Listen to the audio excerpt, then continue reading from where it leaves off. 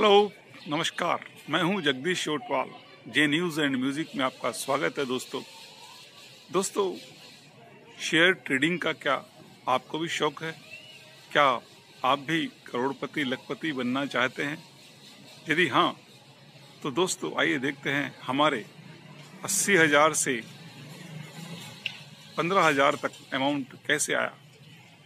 हमने ट्रेडिंग के दौरान नेशनल स्टॉक एक्सचेंज में 80,000 रुपये के शेयर लिए, किंतु वे बाद में 3 साल बाद ही 15,000 रुपये आ लगे।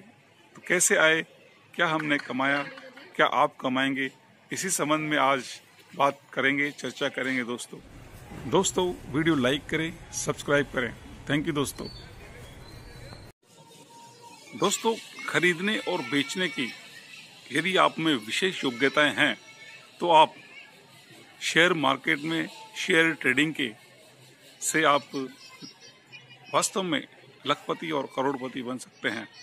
इसके लिए विशेष जानकारियां आपको रखनी चाहिए। विशेष जानकारियां यानी कि स्टॉक एक्सचेंज में जितने भी विभिन्न कंपनियों ने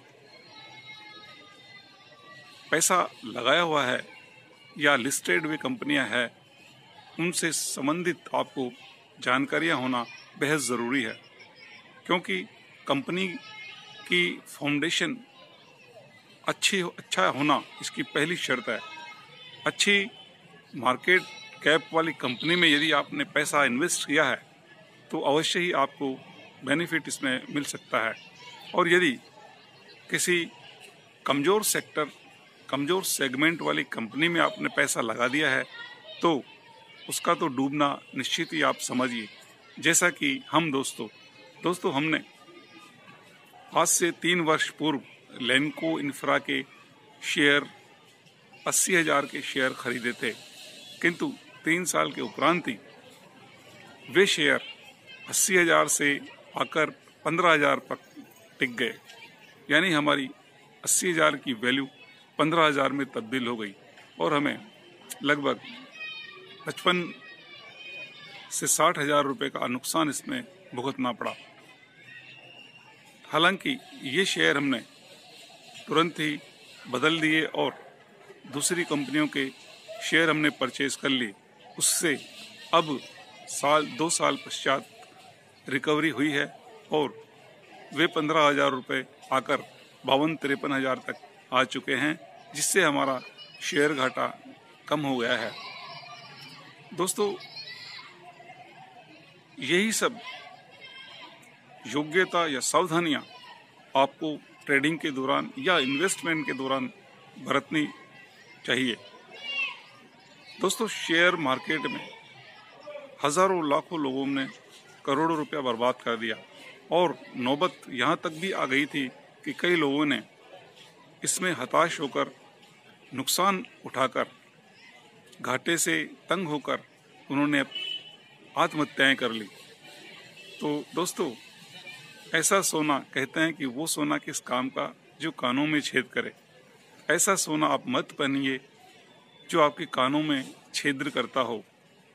इसलिए यदि आप जानकार हैं सच्चे मायने में ट्रेडिंग्स के बारे में, इन्वेस्टमेंट के बारे में, स्टॉक एक्सचेंज के बारे में, और जो स्टॉक एक्सचेंज में लिस्टेड कंपनियां हैं उनकी विभिन्न जानकारियां आपको है, तो बेहद ही सावधानी पूर्वक आप ट्रेडिंग करिए या इन्वेस्टमेंट करिए।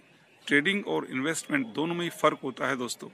ट्रेडिंग, आज आपने इनपुट आउटपुट या एनएसई में आपने माल खरीदा और 2 दिन बाद उसको बेच दिया या सेम डे में बेच दिया, यह ट्रेडिंग कहलाती है दोस्तों।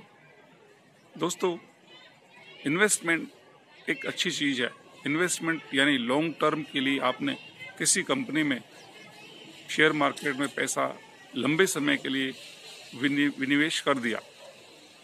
यद्यपि कंपनियां, कई बेहद अच्छी कंपनियां अच्छा रिटर्न देती है, किंतु जिसका मार्केट कैप अच्छा होगा, जिसका बिजनेस अच्छा होगा, तो वो कंपनियां आपको अवश्य ही बेहद अच्छा रिटर्न देगी। दोस्तों, ट्रेडिंग में ही अधिकतर व्यक्ति मात खाते हैं, यानी ट्रेडिंग में ही अधिकतर लोगों को घाटा होता है। ट्रेडिंग में बहुत ही सावधानी ज़रूरी है।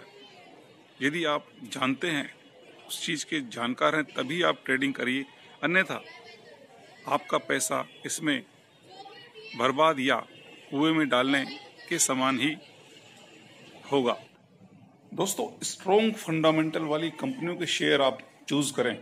स्ट्रॉन्ग फंडामेंटल यानी कि ऐसी कंपनियां जिनका मार्केट कैप अरबों रुपयों में हो, ऐसी कंपनियां जिनका बिजनेस नेशनल लेवल और अंतर्राष्ट्रीय लेवल पर अरबों रुपयों में हो, ऐसी स्ट्रॉन्ग कंपनियां का व्यापार बढ़ता ही है, कभी घटता नहीं है, और घटता है तो उसमें आपके शेयरों की मजबूती बनी हुई रहती है। अतः स्ट्रॉन्ग फंडामेंटल भारतीय कई कंपनियां हैं, जैसे रिलायंस है, अडानी है और प्राज इंडस्ट्रीज है। कई ऐसी कंपनियां हैं जिनके फंडामेंटल स्ट्रॉन्ग है और जिनका मार्केट कैप अरबों रुपए का है। तो ऐसी मार्केट कैप वाली कंपनियों के आप शेयर परचेज करें, ताकि आपको घाटे का सामना न करना पड़े। ऐसी स्ट्रॉन्ग फंडामेंटल वाली कंपनियों के शेयरों में आप ट्रेडिंग न करें, बल्कि लॉन्ग टर्म के लिए अपना निवेश विनियोग करें। लॉन्ग टर्म में आपको कंपनी अवश्य ही बेहद अच्छे रिटर्न देती है, और यदि लॉन्ग टर्म में भी किसी कंपनी के शेयरों की वैल्यू गिर रही है, तो आप तुरंत ही सतर्क रहें और उस शेयर बदल डालें और किसी अन्य कंपनी के परचेज कर लें। यही सावधानी और सतर्कता इसमें अति महत्वपूर्ण है। दोस्तों, कंपनी के फंडामेंटल जानने के लिए आप स्टॉक एक्सचेंज की साइट पर जाकर उस कंपनी के बारे में, उस कंपनी के बिजनेस के बारे में सर्च कर सकते हैं, या फिर गूगल पर उस कंपनी का नाम डालकर सर्च करके उसके बिजनेस के बारे में आप जानकारी हासिल कर सकते हैं, और उसके व्यापार के बारे में आप अच्छी नॉलेज लेकर ही उस कंपनी में पैसा लगाएं। दोस्तों, यदि आप सतर्क न रहेंगे तो हाल हमारे जैसा ही होगा, 80,000 से 15,000 तक आ जाना।